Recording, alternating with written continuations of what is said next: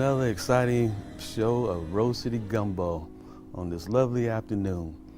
Once again, we're live. Thanks for participating, being part of our show. I got a special guest today, Tony Jones, right? Right. From the Black Men Coalition. Coalition of Black Men, yes. Okay, and that's local right here in Portland? Oh, yes, we're right here in Portland. We've been around since 1988. 1988, okay, wonderful. So tell me, explain what that is and what it does. So the Coalition of Black Men, we were founded in 1988. We were founded by men in the community, African-American men in the community that wanted to respond to the negative depictions of African-American men in the media at that time in 1988, particularly with a lot of gang violence that was going on at that time. So men in our community from all walks of life came together, actually, matter of fact, about 30 years ago, in August of 1988, to respond to that and to provide a positive response. So there are a number of things that the Coalition of Black Men did during those years. We participated in the Boys and Girls Club and did some mentoring at that time. We also did a lot of advocacy. We focused on advocating against the construction of the Oregon Convention Center because they had no African American workers in the heart of the African American community. So the Coalition of Black Men led the way and actually stopped construction on the project to bring voice to the fact that our community members were not being hired on the job, and change that, as well as done some other things. Well, that's got a little bit of a history also, especially in that neighborhood, because that's one of the original black neighborhoods, which is this weekend is the gathering, of a lot of people that lived in that neighborhood. Exactly. That also, we saw Emmanuel Hospital move black families out. Exactly. The original Coliseum moved black families out out of that neighborhood. Why is it so important to have this particular group or individuals, like you said, to represent the community like this? Well, what's important is that for us, it's about empowerment.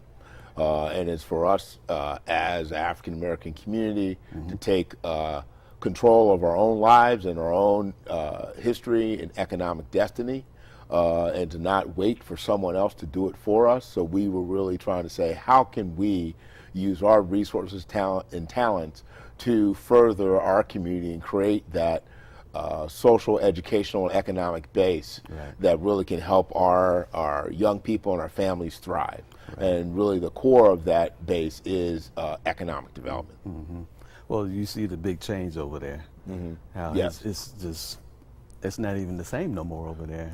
And as is, everything evolves, which is part of life.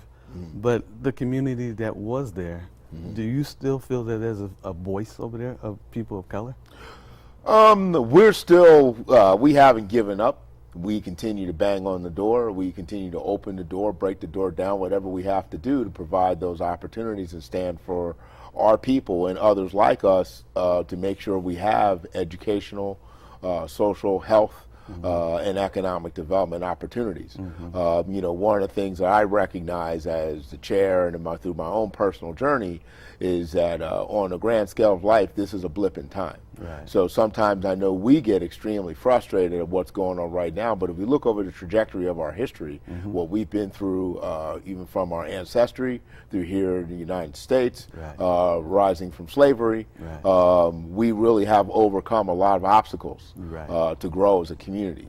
So it has been extremely disappointing, the setbacks that we face and the ones that we're facing right now, locally and nationally.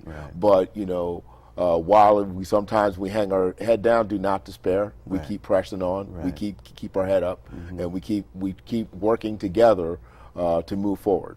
Now, that's a good point, and then we're going to lead into what you're really here for. What you're going to talk about, the Million Father March. The Million Father March. Yes. Explain that.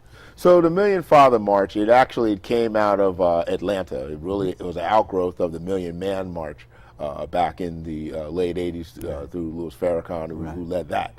And then fathers got together and decided one of the things that we wanted to do, a small thing that we could do, on the first day of school, we could stand in solidarity across the country and greet our children, a small token, but greet our children, at school to set a positive role model for them so they can see not only our children, but all children can see black men in all walks of life, greet them and wish them well on their school year and set a right tone and set a positive example from the first day. That's good. So it's something that the coalition probably has been involved in, I believe, roughly the last 10 years. But one of the things we want to do is get more of the word out about it, particularly in these times, and work together. Right. So the Million Father March that we're going to do this year, it's going to be at Harriet Tubman School on Flint Avenue here in North Portland. We will be gathering around 8:45. As I understand, school will start at 9. So we will gather between 8:30 and 8:45. And we are making a special call out to black men because we really want to show the power of presence of black men, to show the community that we're working together. Right. We also want to show the children that there's black men through all walks of life, and that we do wish them well. That we do wish all the children well, and to be a beacon for our children and all children, in the school, and to show them that the men and the community support them, and we wish them well on their journeys to go forward in the year. We hope to have a few minutes after that to maybe just get to know each other just a little bit, and to see how we can go forward as a community. I know there's a lot of good activity going on. There's a lot of great things that black men, black women, others in our community are doing to serve our children and our families. And a lot of times we don't know what each other's doing, and we're trying to provide that opportunity to connect, be a great example for our youth, continue that work, and then continue to work together. That sounds like a wonderful outlet. And so it's coming up the first day of school. It's coming up on Monday, August 27th. August 27th. I've provided a flyer, and I believe it's going to be shown here. And if you want to attend, the email address is info@cobmportland.org. So if you shoot them an email and say, I want to RSVP, you can attend. Of course, just show up, but you can email us and let us know. You can get on our website at cobmportland.org. It'll be posted on our website. It's posted on Facebook. We're sharing it. We're getting the word out, and that's what we're trying to do. We'd like to see a critical mass of men participate. And while we have a call out to African American men because we want to show a presence, all are welcome. If others want to show up and they want to participate and support our efforts, we welcome that. So we want to know people to know that while we are striving for leadership in our community and we're showing leadership, we want to work with all. That sounds good. Sounds wonderful. And like you said, if you show a strong presence, I think the rest of the community plus Portland will say, this community has got to get voice.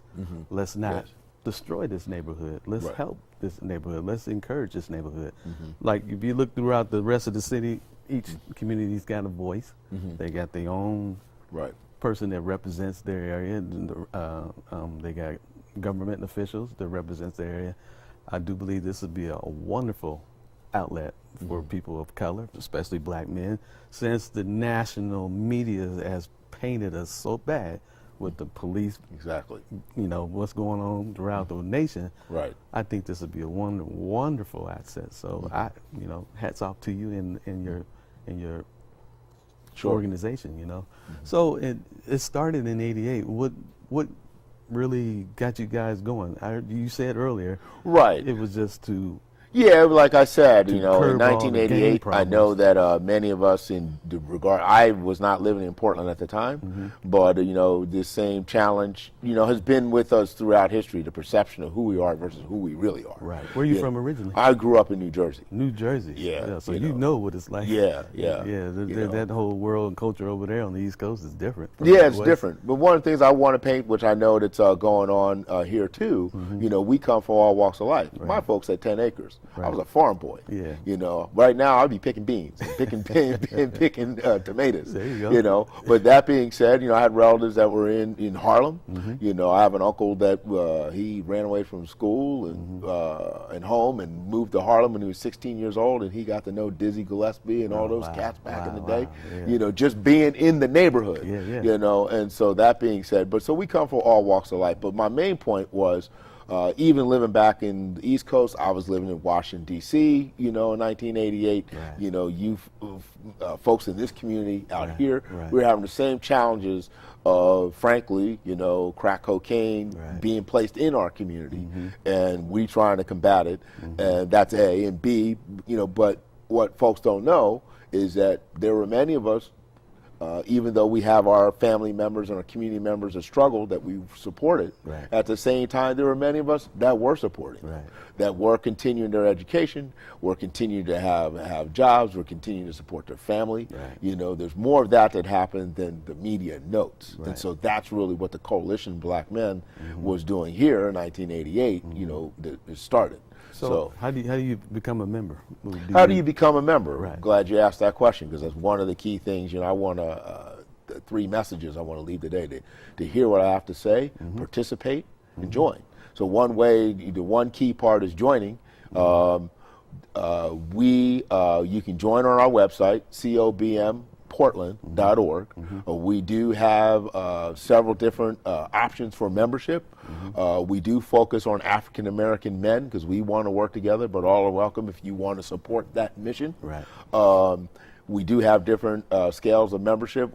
Our annual fee is $120 a year. It's about $10 a month. But we are willing to do scholarships. We also have a discount for first-time members, $60 a year, because we think it's important for us to invest in our future. Right. So it's really important to have a small investment and to use those dollars to leverage, some of the other work that we do. Right. We try to keep it affordable. We're willing to talk to you, so don't let the dollars scare you away. Right. If for some reason you don't have the dollars, just talk to us. So like I said earlier, just email at info at cobmportland.org. You can get more information, or you can just get on our website and you can register directly right online right then. So you can do it the old-fashioned way, check, cash, but you can also do it online. Yeah, that sounds good. Yeah. So when you guys meet together, what do you guys usually talk about? So current events, or what do you want to do? Yeah. For like you said, the opening day of school. Do you have projects throughout the year? Yes. You do. Yeah, so we have 4 committees. First thing I want to announce is that we have a monthly meeting. We meet the first Saturday of every month at the Billy Webb Elks Lodge. We have a couple exceptions. One of them's coming up Labor Day, because a lot of times folks are out of town, and one just passed with the 4th of July. A lot of folks are out of town. But other than those 2 months, we meet the first Saturday of every month. So this month we are going to be meeting on September 8th, which will be an exception. Right. But every other month is the first Saturday of the month. Okay. We meet at Billy Webb's Elks Lodge. We meet from 10 to 11:30. We start on time. We end on time. We respect people's time. We know you got busy family life involved in your community, or sometimes you just need a rest. So we just want people we want to be timely and respect people's time. So, but what we do in our meetings, we have 4 general body meetings a year.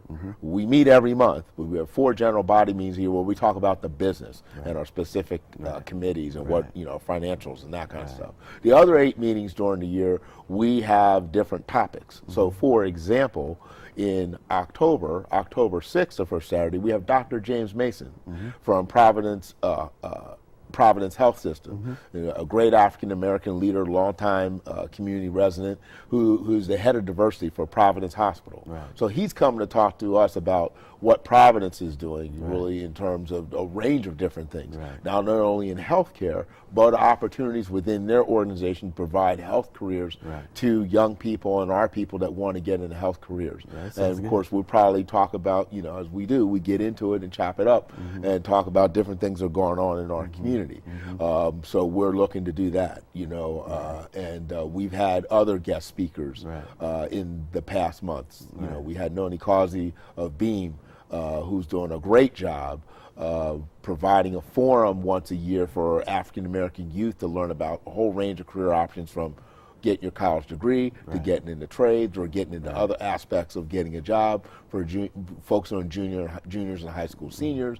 We have she has historically black colleges attend, so we had her come speak to our group. So we try to have different guest speakers come, so people can hear about different things going on in the community. We can build better relationships, through our other partners or people even that we don't know. Right. We're hoping to have cable access. You guys come to talk to us about what you're doing and how we can connect and how we can better do some things. Yeah, that sounds wonderful. Yeah. So that's what we do. We meet the first Saturday of the month. Every month. Yeah, right. So that's when our meeting times are. Okay. But in terms of our activities, we have 4 committees, and I want to primarily talk about mentoring.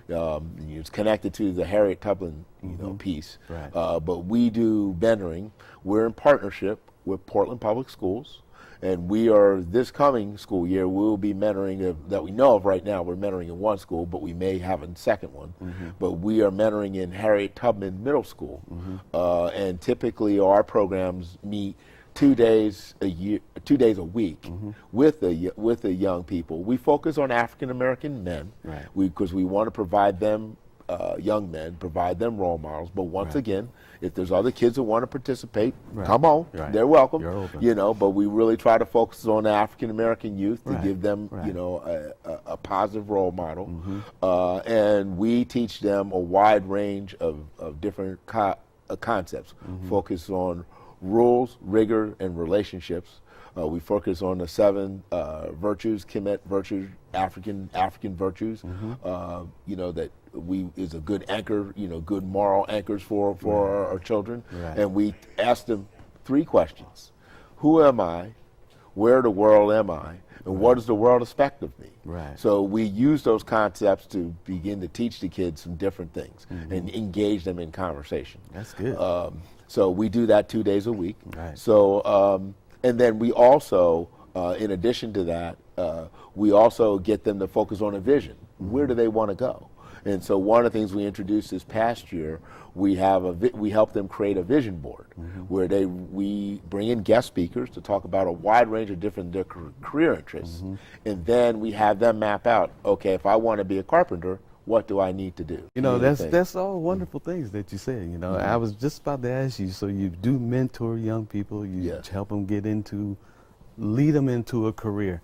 As you can see, we need camera people. We want more people to come in and help us with our shows and stuff, so we can have a variety of production TV shows. So, So I'm looking forward to partner, because one of the things that, we did a survey of our youth last year, and they talked about, one of them, I remember one specifically, Reed says, I want to do YouTube videos, and that's what I want to do. I want to do, be production and get into that. Kids want to do all kinds of stuff. I want to, some kids want to, actually they see guys up high buildings. I want to put the windows in, like I saw that guy hanging off the building and doing that kind of stuff. I want to be a nurse. There's a whole range of things. I want to be a politician. They want to do all kinds of things. So, we try to do those things. So in closing, I'd just like to say 3 things. 1, thank you for having us on the show. We'd love to come on some more and speak to you. For sure. And we encourage men to come to our Million Father March, and we also encourage you to join us. Get on our website, if you want to join, become part of the organization. And if you're interested in mentoring, also check on our website and email us at info@cobmportland.org, and you can tell them you're interested in mentoring at Harriet Tubman Middle School with us, and we'd be more than welcome to have you. All right. I greatly appreciate it. Thanks again for Thank you. coming on our show. Okay. We're going to take a 5-minute break. We're going to go to a commercial, and we're going to have the second half of our show. Okay. So hang tight for another half of Rose City Gumbo. Okay. Thank you.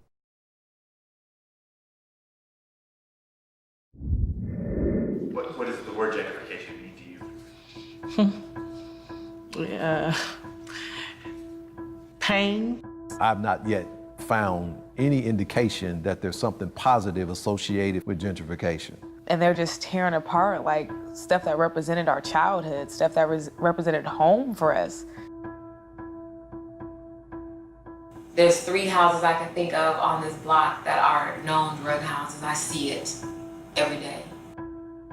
Gentrification? Yeah. I feel like that might be happening here. It is happening here. You don't see it?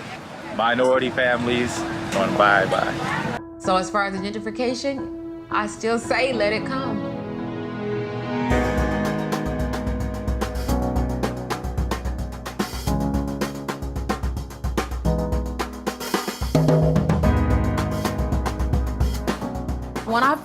we were the only white folks on the block. Went from one white occupied household to all white except 3.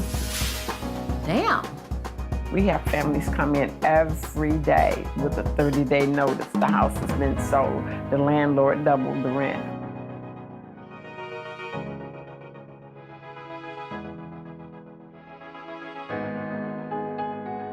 I just never thought my community would look like this. And it's not even my community anymore. I can't say that. Like, I don't know what this is.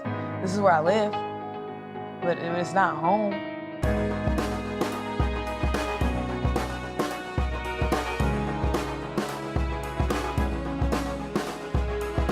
Everything sells. There's a value for literally everything in Portland.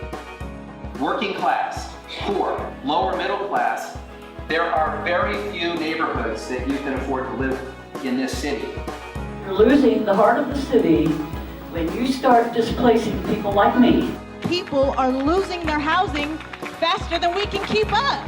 It's not too late to make the next gentrification cycle better. The fact that a number of folks had courage enough to stand up and to push back, I mean, it made all of the difference in the world.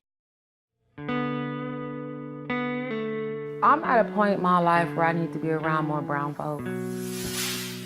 I have begun to feel so isolated and so alienated here in Portland that I cannot call this living. This is existing. There has to be more to my life than this. Don't you start crying. Don't you dare. I'm not. Don't you dare, because you know it's for the better. It's one of those things where there's that saying, if they come for me at night, they'll be coming for you in the morning. How do we prevent this from happening again?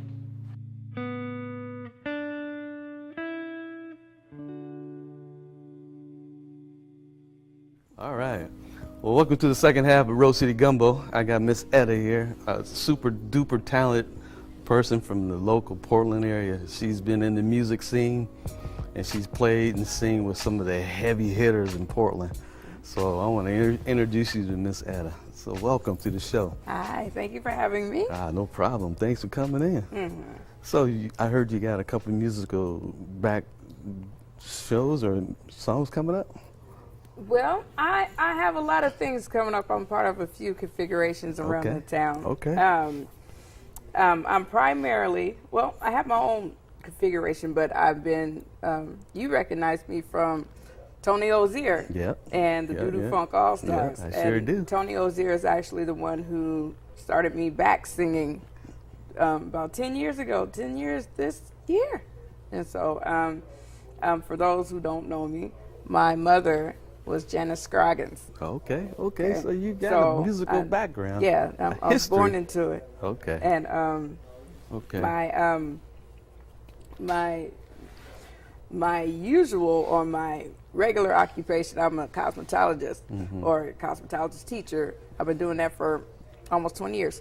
So a lot of people know me as Miss Etta, so that's where all that came from. Okay. But I sing around the town. I sing with a lot of different people. And you know, it's just part of my life. Yeah. And so I'm very fortunate to be on this journey that I'm on. Cool. That's cool. Yes. You definitely got a history.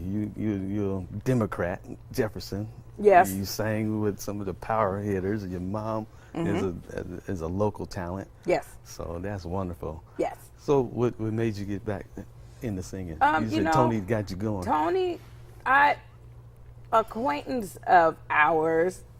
You know, I was hanging out with him around the time when Tony moved here. So they became friends. So whenever they, you know, would go out and do music, I'm tag along. That's what she did. Right. But then that kind of dissolved. But I wanted to sing again. Right.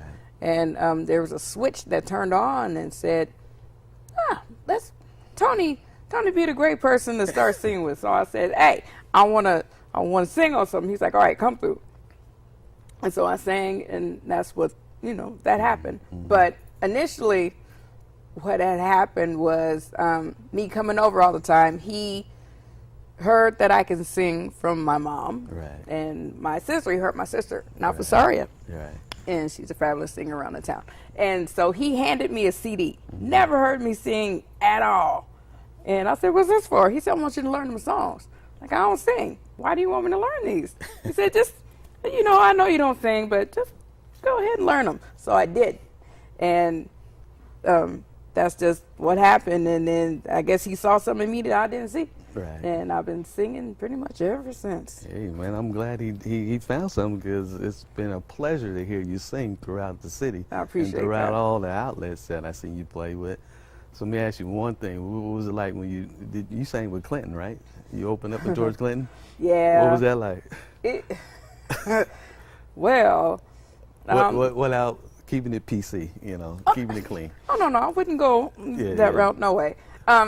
It was very, it was very surreal. Yeah. You know, you hear these people all the time. You have their records, you grew up listening to Tom Dog, and then you're on the stage, right, and he right there, and you're like, wow. Clinton. You know, and it's been a lot of different instances like that. I think we done it twice, but first time with the Doodle Funk All Stars, second time with the Othership Connection, right, with Farnell Newton, right. And so it was amazing, and it's still one of my highlights of my musical life and your journey. So you wanted to talk about your musical journey? Oh well, my musical journey is vast. I'm going on my own. I have my own configuration. It's called Miss Etta's World. Right. Yeah. Right. And I also am a songwriter and just writing about being inspirational, being inspired, and just all the good in the world. There's so many bad things going on. It needs to be evened out, you know, and to give people hope again, and to have fun and bring soul and R&B back to where it's supposed to be. Yeah. Music always done that. You know? Yeah. Music is always uplifted a lot of people when their spirits are down. You know, like Sam Cooke, Marvin Gaye. You know, Etta. Yes.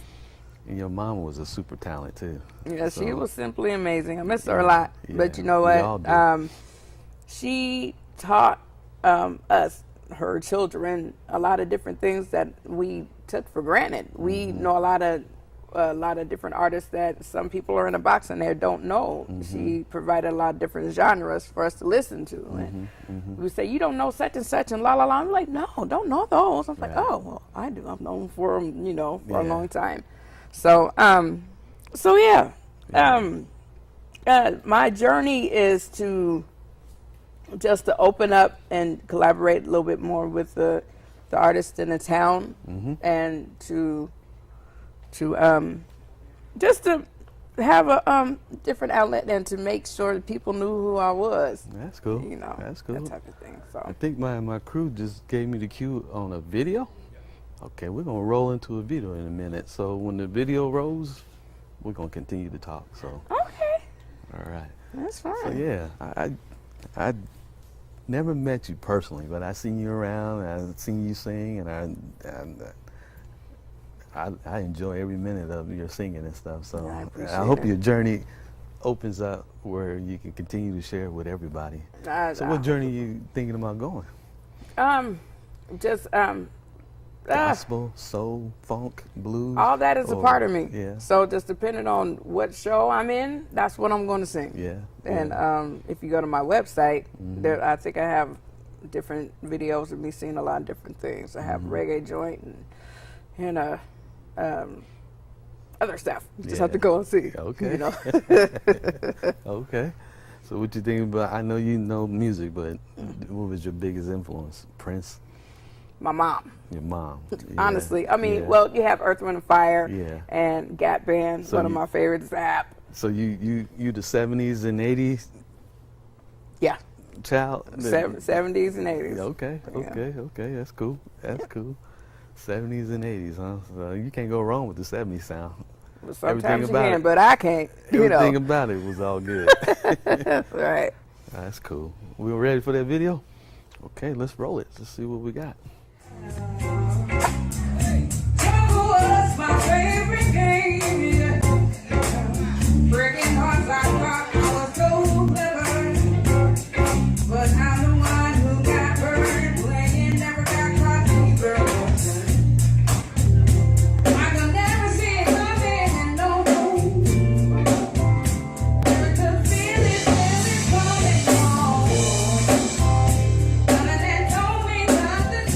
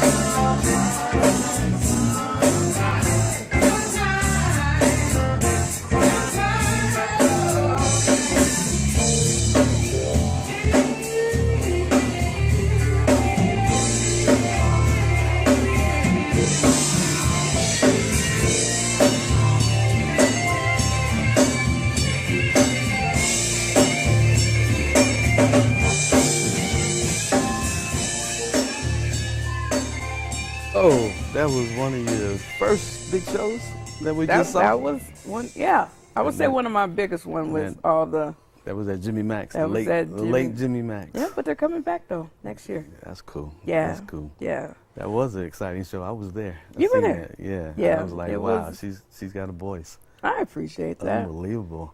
What was that like that day when you stood in there? It was very emotional. Yeah. You know, because that was my mom and Linda's house. Yeah. You know, they had the pictures and Yeah. all that type of stuff in there, and then having the full band there. And shout out to Brian Foxworth, B Fox Productions. He actually put it on. And it was a double bill with myself and Hot Tea Cold. Yeah. And having all those people on stage for one is kind of cramped. However, right. All those people, they're my family. Right. You know, and they're all excellent artists in their own right. So it was very humbling to have those people there to support me and to be part of my configuration. Right. To get down, and it was a fun night. I know it was a really hot night. Yeah. The AC wasn't working. And a couple people actually left Yeah. before my set. Yeah. They said, it was too hot, and I was like, okay, well, bye. That's Jimmy Mac's. It was Jimmy Mac's, Yeah, but Jimmy you know, Mac's. it was a good time, and actually brought that song back in. That's it's a cover, but it's a mashup of two songs. No, it's a mashup of one song, two different versions, called Sometimes. And a lot of songs that I do are, like I said before, they're inspirational. But that one is, you know, sometimes you got to do right to be happy. Sometimes you got to believe in what you feel inside. Right. Sometimes you got to do right to find your happiness. Right. Sometimes. You know, but yeah, it was a great time. And after that, I think I broke down. Yeah. And, you know, cried. I get emotional. Yeah. But I didn't do it on the stage. But hey, that's what music is all about. Yeah, It brings it's an out the outlet. emotion. It's an outlet. Yep. That's what it's for. So Yep. that's cool. We got another video they're gonna show us too. Yes. So what's this one gonna be about? This one is actually of an original that it's my first song that I finished to completion, and it was actually written by Sadell Chocolate Boy Wonder Jones, and it's called Near and Dears. And so the song is old, about 10 years, Right. 8, whatever. Right. And it basically talks about your family around you, you know, the ones that are there regardless of anything, and they're your near and trues, the ones that put 10 toes in it, always down the ride, you know what I mean? Right. All those, and it's more of a West Coast bounce, and it was it's done live at Jack London Review this January. And who's on there? I have Little Charlie Brown on keys, and Tyrone Hendricks on drums. Yeah, another super talent. Yeah. Andre Zapata on bass. And Jai Marshall on guitar.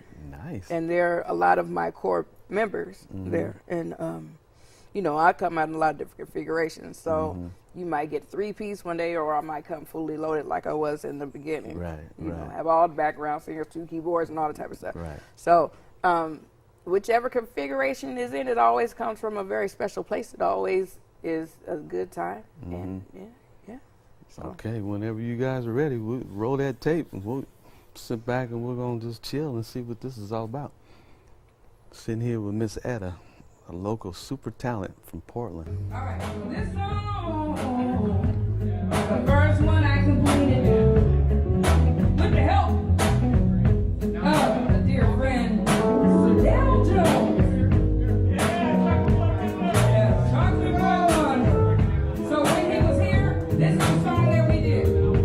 Yes. It talks about being surrounded by ones that love you as much as you love them. Ones that talk about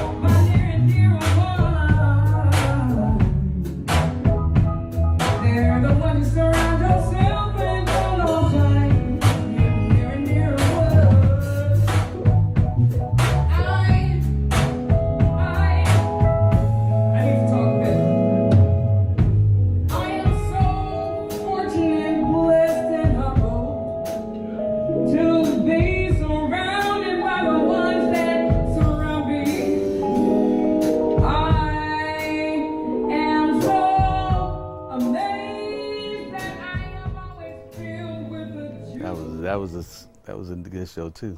That was at Jack London's, right? Yes. All right. Yes, yes. And that was your next solo gig?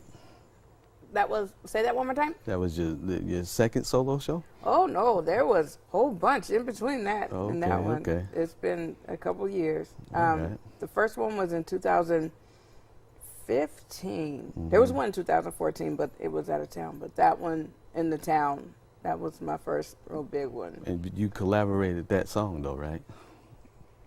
No. Okay. No, the song was written a long time ago. Okay. So it's a part of my set. So Okay. that was my first show at Jack London. Okay. First show at Jack Yes. London's. Okay. I'll say Got it. that, yes. Okay, got it.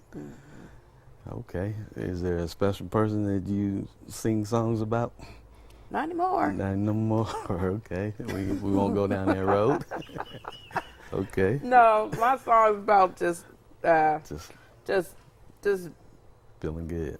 No, well, yeah, but providing hope. And you know, sometimes you have the traditionals or the covers, Bring It On Home, and You Got to Love, those type of things. You keep them in there. But no, there's only one song, and it's the Set You Free song. I have a single, and it's called The Truth Shall Set You Free. It's a pretty upbeat, rambunctious song. That's available on all digital outlets. You can stream it on Spotify, all those type of things. Right. And that just came from an instance that somebody treated me different because of what somebody else said.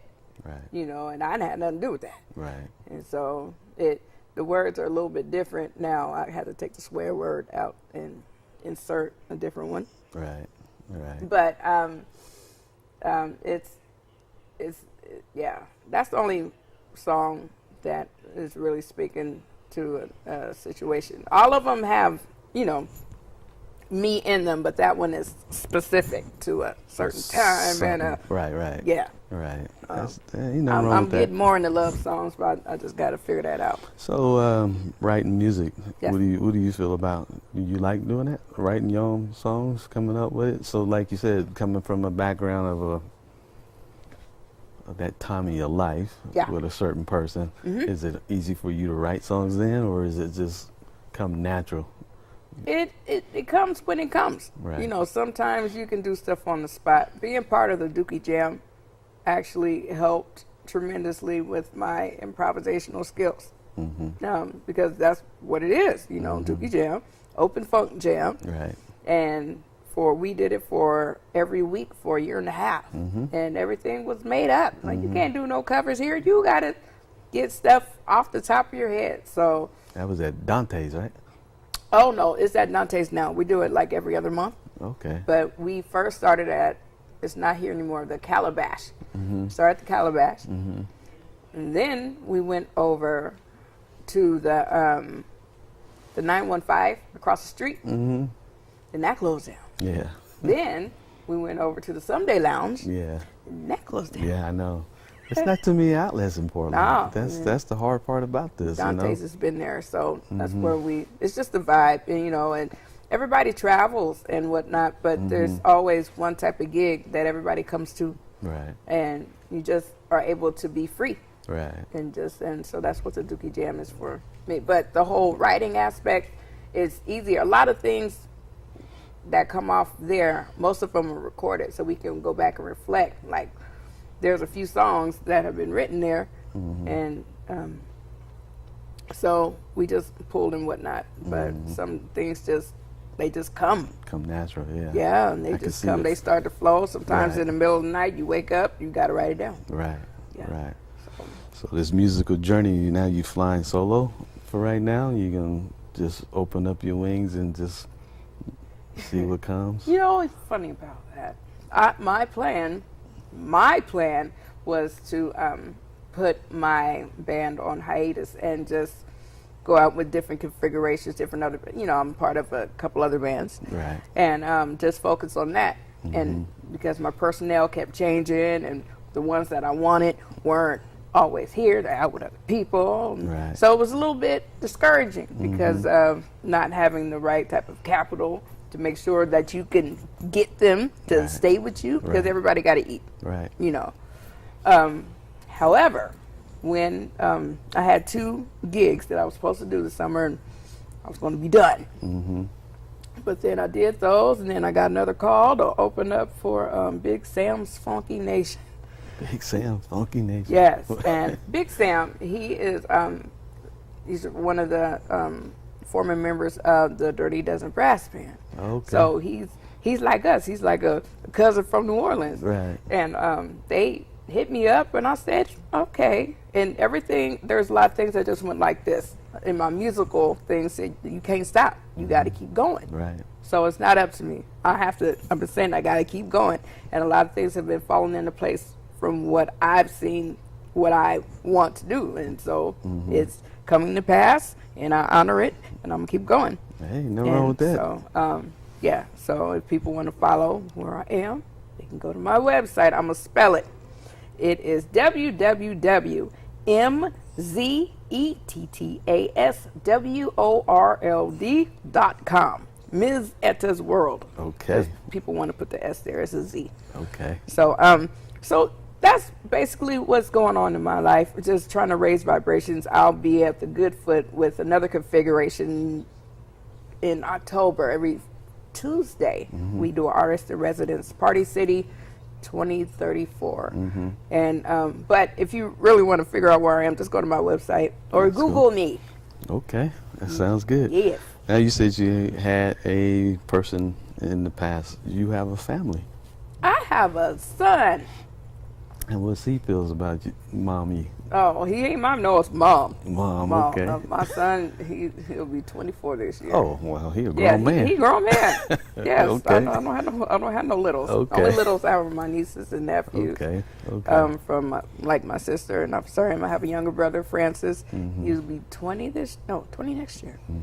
And so, you know, and my uncle George, that's my smaller configuration. They got cousins, but we came from a small unit. Right. And my musical family, those are my family. That's who I grew up around. Right. You know. So that's my family. And my Doodoo Funk family, they're my brothers. Right. And we look out for each other. So right. Yeah. That's cool. Yeah. Well, I'm so happy that you came on. I'm glad we sat here for 5 minutes. We got to know each other. Right. And rap. It was a blast. Thank you for having me. Yeah, we'll have to do it again. Yeah. We'll do it again. Let us know when you have a show. We'll come down and film it for you. Oh. Be part of it. Yes. Okay. I said nothing but a word. Okay. Yes. All right. Well, I hope everybody enjoyed the show. We got a few more minutes. Why don't we show that video, and we'll go out that way. Okay. Thanks again for Rose City. Thanks for my guest, Miss Etta. Thank you. And the brother earlier. We'll do it again next month. Thanks to my super duper producers back there in the control room. You want to play the video to go out, or will you just keep rapping, or can we get you to sing? No. No. She said no. She said no. She don't want to sing for us. That's okay. No, it's not just that I don't want to sing. I don't have any accompaniment in my voice. I didn't warm it up, so I don't want to blow it out. No, you don't have to. It's all good. So it was on the fly. You know what? I could tell a story about in here. I remember when Black Rock 88 used to get down in here. Oh, you know man. what I mean? This just brought back a lot of memories. And I actually reached out to JW Friday to do an intro to, I plan to release a single here shortly, actually Near and Dears, within the next couple months. I was going to keep that quiet, but whatever. I'm going to talk about it now. Yeah, why not? Yeah, because that type of instance about just Near and Dears is one of those songs for me that reminded me of when I was young. You know, when we were able to just be free, play, go up to Irving Park, even though it was called Irvington. It's Irving, right? It's not Irvington up here. I think it is Irvington. Yeah. I don't think they changed it. Yeah. But, you know, all the parks and the reading trees, and you'd be able to get your GIMPs and all that type of stuff. You can't do that no more without being questioned about why you're there. And it's so having that song, it just brings back a lot of different things when I was in high school, when I was little, all my elders that aren't here no more, the ones that are still here. It's a way to honor them. Right. When did you graduate? Well, I was supposed to graduate in 95. 95? Mm-hmm. So, okay, you the class in the 90s. So you'll know, let me see, you went to Jefferson? I did. Yeah. I went to You Jeff. might not know some of the people I know. You never know. Portland is small, but yet big. But and you were born and raised here? I was raised here. I was born in Berkeley. Berkeley, Berkeley. Another powerhouse musical city. My mom, before she moved up here, she moved up here from Oakland. She moved from Idabel, Oklahoma, in 1969 to Oakland. So between 69 and 79, that's where she was. Mm-hmm. So she absorbed all the fabulousness of that time, just well-rounded. And then she came up here to visit a cousin, and she saw how quiet it was and clean. Yeah. So she moved me and her piano up here, and we've been here ever since. True story. That's cool. Yeah. That's wonderful. That's wonderful. Yeah, okay, well, that's cool. I'm glad like I said, I'm glad you came on. I'm glad you sat down with us and opened up and let us know who you are and I appreciate it. Where your music's going and where you've been and so far. So we should have a lot of new music coming out in the future from you? Mm-hmm. Okay. Yes. You gonna play here? You heard it first. She can play one here. Introduce it. Yeah. We'll make it happen. Okay. I'll be back, most definitely. All right. We're going to go out with this video of Miss Etta. And thanks again, Rose City Talent, Rose City Gumbo, Rose City Portland. I can dig it, baby. Always. You keep loving me day in and day out. What you doing could never be played out. I promise I'll be here with you, no doubt, no doubt. All I need is a little bit. What you cook can taste delicious. You reside up on my wish list. Yes, you do. What you got, baby? Nobody tops me. Put that on pops, I swear.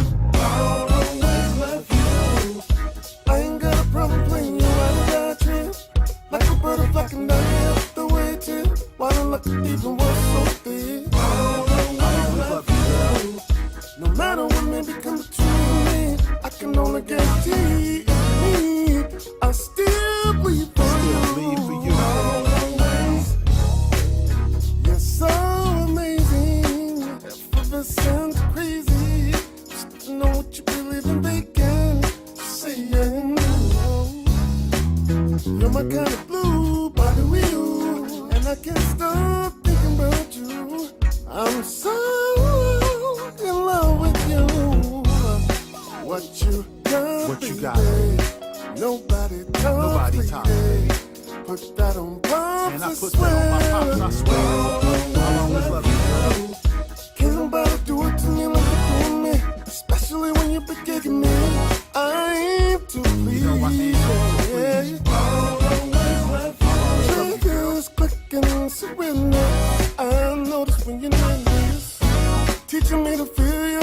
So for real, just this love outweighs the bad. No matter how bad, it can only bring us closer together. Yes, it will. Seasons may pass, nothing could ever take what we have. Forever, ever. You're an effortless endeavor. Under put you in words, the alphabet would need better letters. To my pride, you've been my Bonnie. We go back to Ralph, Ronnie, Bobby, Ricky, and Mike before Johnny. You been turning heads, dark and lovely, or dreads. Homies like, that's your chick. Straightening combs and afro picks. You stay fly, ride or die without the dying. Defining you is like trying to describe a diamond. You go vintage buying or Christian Louboutin high-end. A little UNT, a little AME Zion. So you speak your tongue and you speak your mind, y'all look out. Turkey wings, best mac and cheese at the cookout. Me, I'm the Monsieur to your mademoiselle. We go together like Barack and Michelle. Thumbing through my memories, you always been the best of mine. You got the love that's certain to stand the test of time.